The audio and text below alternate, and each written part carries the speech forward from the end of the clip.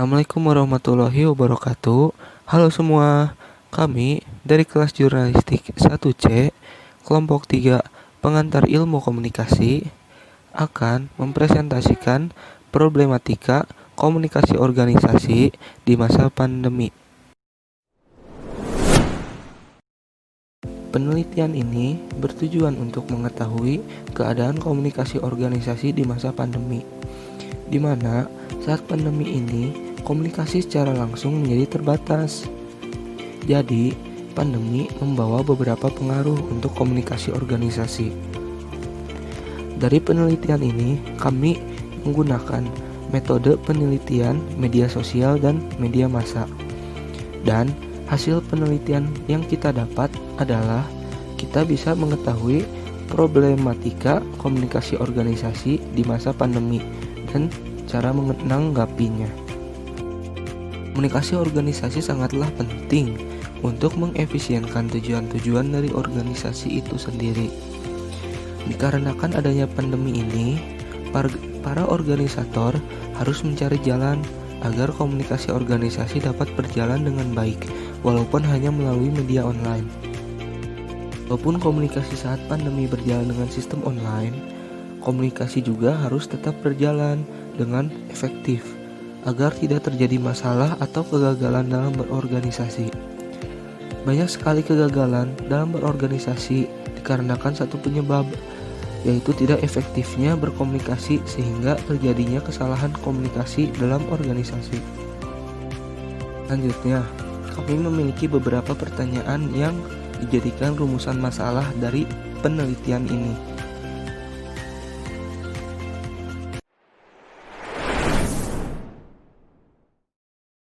Yang pertama yaitu bagaimana keadaan komunikasi organisasi pada saat pandemi. Semenjak adanya pandemi COVID-19 berdampak besar pada berbagai organisasi. Salah satunya organisasi di bidang pendidikan. Pendidik harus memastikan kegiatan belajar mengajar tetap berjalan meskipun peserta didik berada di rumah. Solusinya, pendidik dituntut mendesain media pembelajaran sebagai inovasi dengan memanfaatkan media daring atau online.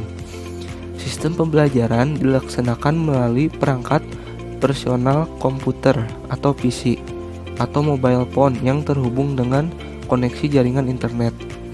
Dengan sistem tersebut dapat melakukan pembelajaran bersama menggunakan grup seperti WA, Telegram, aplikasi Zoom atau yang lainnya. Kasus yang banyak terjadi di penerapan sistem pembelajaran online ini adalah tidak meratanya siswa atau orang tua siswa yang pandai mengoperasikan media online. Lalu, tidak semua siswa mampu membeli kuota internet. Sinyal internet yang tidak baik, sebagian siswa yang kondisi ekonominya pas-pasan juga tidak memiliki ponsel pintar atau smartphone sebagai sarana belajar secara online untuk anak mereka, dan kurang terkontrol disebabkan tidak langsung tatap muka. Kedua, apa pengaruh pandemi untuk komunikasi organisasi? Kebiasaan individu dalam berkomunikasi dan berinteraksi satu sama lain dengan bertemu fisik tidak lagi menjadi prioritas ketika terjadinya wabah atau pandemi saat ini. Komunikasi dan interaksi segera akan digantikan dengan cara bertemu dalam dunia maya atau disebut virtual. Transformasi metode berkomunikasi tersebut menjadi sebuah tantangan tersendiri untuk seluruh lapisan masyarakat di dunia. Kegiatan pendidikan yang biasanya dilakukan di lingkungan gedung sekolah bisa tergantikan dengan modus belajar online. Pekerjaan non-teknis yang biasanya dilakukan di kantor-kantor bisa diganti dengan bekerja dari rumah masing-masing individu secara daring atau online. Kegiatan berdagang yang biasanya di toko-toko fisik atau offline bisa tergantikan dengan aplikasi marketplace virtual. Berbagai pertemuan bisa digantikan dengan aplikasi semisal Zoom, WhatsApp, Google Meet, dan lain-lain. Serta kegiatan pementasan pun dilakukan melalui aplikasi YouTube dan sebagainya. Dan yang ketiga, bagaimana cara menanggapi komunikasi organisasi pada saat pandemi?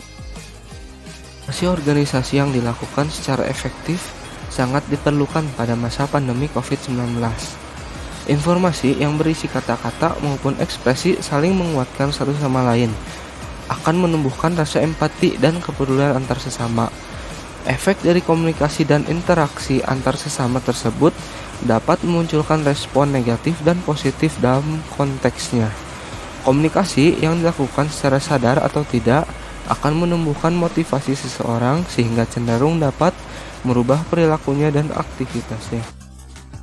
Oleh karena itu, dalam hal komunikasi seseorang dibutuhkan kecermatan, keterampilan, dan kehati-hatian, sehingga motivasi yang terbentuk sesuai dengan tujuan yang diharapkan. Sebagai upaya dalam menciptakan komunikasi yang efektif untuk memotivasi satu sama lain, sebaiknya seseorang individu membekali diri sendiri dengan keterampilan penyampaian dan penerimaan informasi yang baik terlebih dahulu, daripada hanya viral di dunia maya, serta memikirkan dampak dari komunikasi yang diterapkan. Selain itu, perlu dilakukan penelitian lebih lanjut mengenai sejauh mana komunikasi digital berdampak terhadap motivasi seseorang. Bagian terakhir, kesimpulan. Beberapa hal yang dapat kami simpulkan, yaitu yang pertama, dalam situasi wabah COVID-19, maka banyak sekali dampak yang terjadi. Salah satunya adalah terganggunya komunikasi dalam organisasi. Yang kedua, solusi dari komunikasi dalam organisasi pada situasi pandemik adalah dengan cara virtual meet, entah di dalam Zoom maupun Google Meet. Yang ketiga, dalam berkomunikasi juga kita harus cermat dan pintar, karena dengan berkomunikasi kita bisa memiliki sebuah motivasi. Yang keempat, sebagai manusia kita janganlah berbuat tamak atau seenaknya. Yang kelima, sebelum terjun ke dalam dunia komunikasi, diharapkan kita mengenal lebih dahulu apa itu komunikasi dan jenis-jenis komunikasi itu apa saja. Dan juga komunikasi organisasi dipengaruhi oleh lingkungannya, serta komunikasi organisasi meliputi pesan dan arusnya, tujuan, arah, dan media. Lalu, komunikasi organisasi meliputi orang dan sikapnya, perasaannya, hubungannya, dan keterampilan atau skillnya. Selanjutnya, komunikasi dalam suatu organisasi sangat penting agar tidak terjadi salah penyampaian informasi antar anggota dalam suatu organisasi dan agar tercapainya tujuan tertentu. Terima kasih atas perhatiannya. Kurang lebihnya mohon maaf. Kami, kelompok 3, bersedia menerima saran dan kritik yang membangun mengenai presentasi kami.